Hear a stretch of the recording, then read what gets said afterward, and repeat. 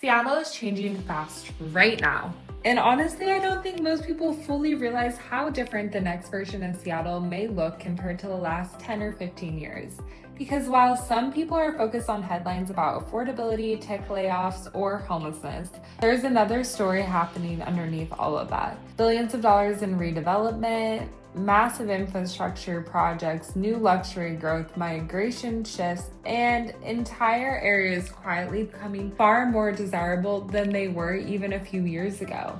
If you're thinking about buying, selling, relocating, or investing in the Seattle metro area, understanding where the momentum is shifting can matter a lot over the next decade.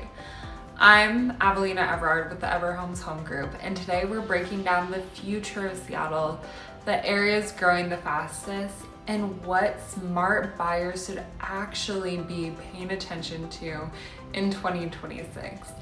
And honestly, some of the areas I think have the biggest upside right now are probably not the ones most people expect. So let's check it out.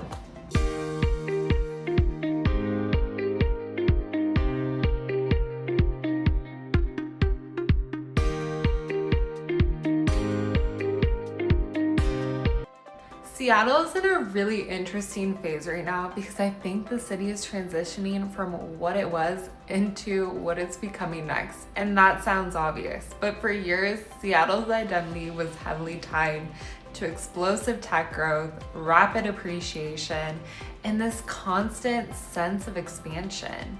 And obviously, that growth brought a lot of success to the region, but it also brought challenges. Affordability changed dramatically. Traffic got worse. Certain areas struggled with public safety concerns, invisible homelessness, and I think pretending those conversations don't exist honestly feels very disconnected from reality. But at the same time, what's fascinating is the investment into the Seattle metro area hasn't slowed down at all. I mean, come on, we have a World Cup happening here soon. And in many ways, it's actually accelerating.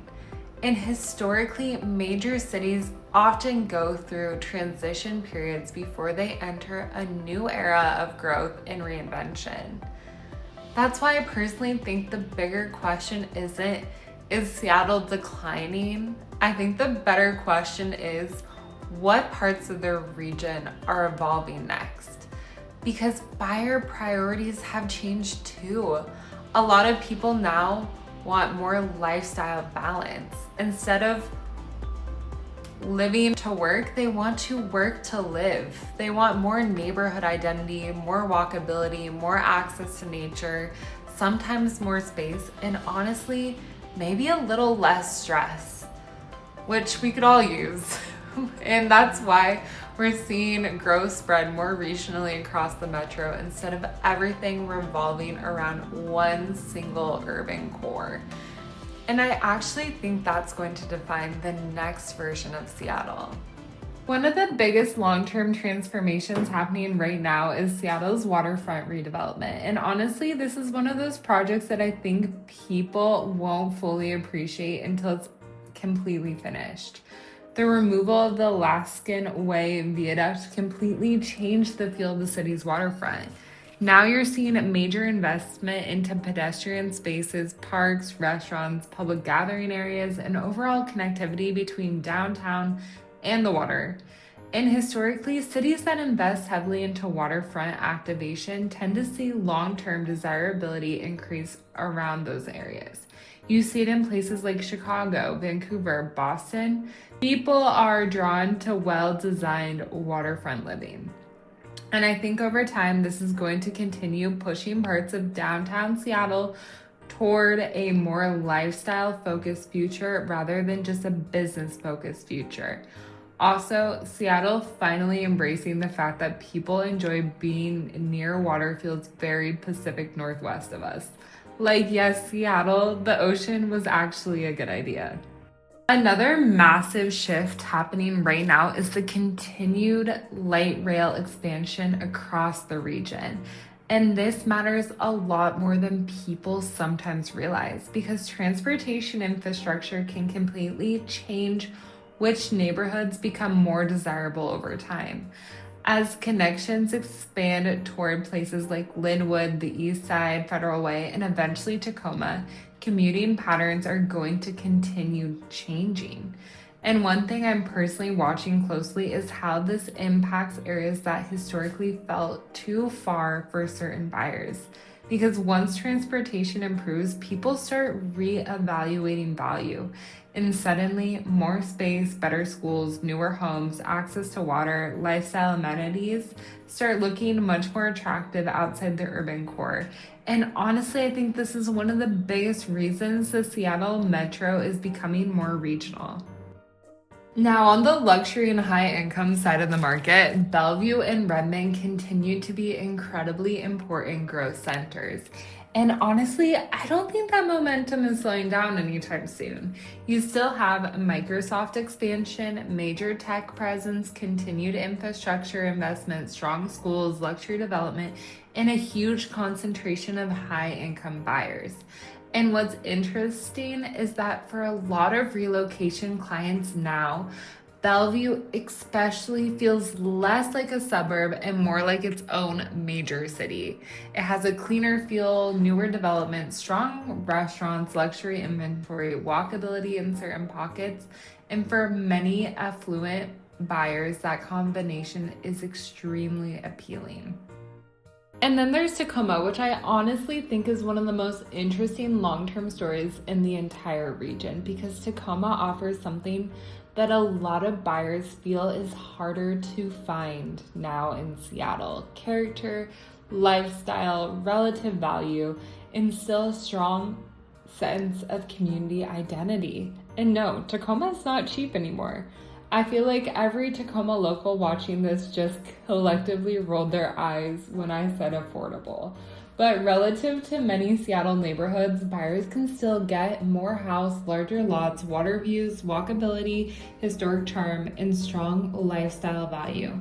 And areas like North Tacoma, Proctor, Ruston, Stadium District continue becoming more attractive to both move-up buyers and relocation clients, especially people who want access to the Seattle economy without necessarily wanting Seattle day-to-day. And there's just something so charming about the grid city. One area I'd personally continue watching closely is West Seattle. West Seattle has this very unique identity where it almost feels like its own coastal town while still being connected to the city. And what buyers consistently tell me they love is lifestyle, water access, neighborhood feel, and honestly just slower energy compared to some other parts of Seattle.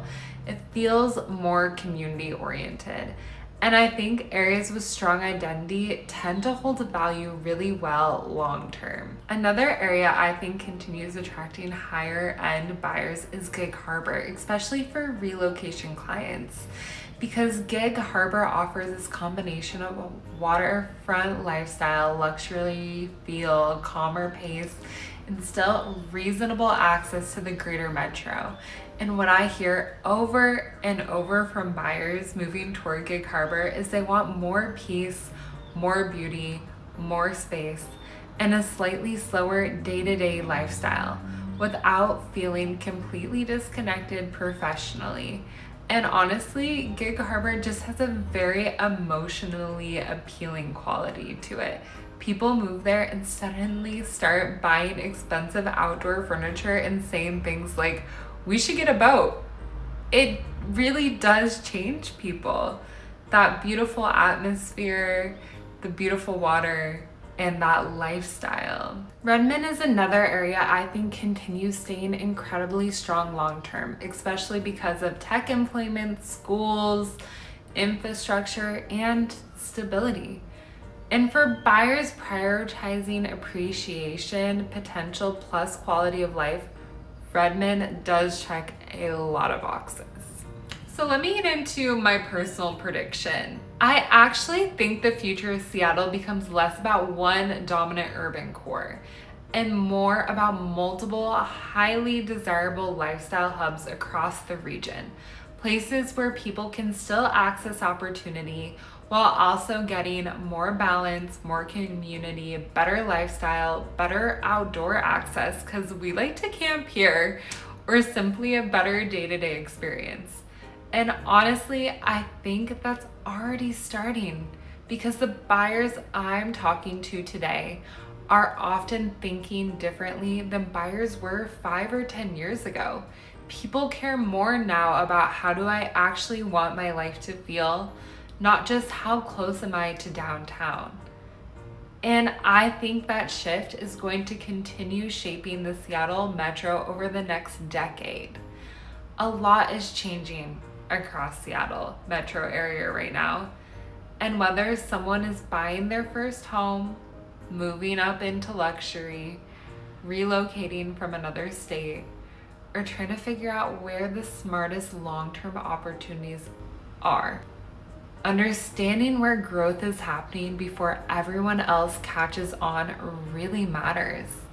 If you're thinking about making a move anywhere in the Seattle metro area, my team and I would genuinely love to help. And if there's a specific city, neighborhood, or topic you want me to break down next, let me know in the comments. I'm Evelina Everard with Ever Homes Home Group, and I'll see you in the next video. Thanks for tuning in.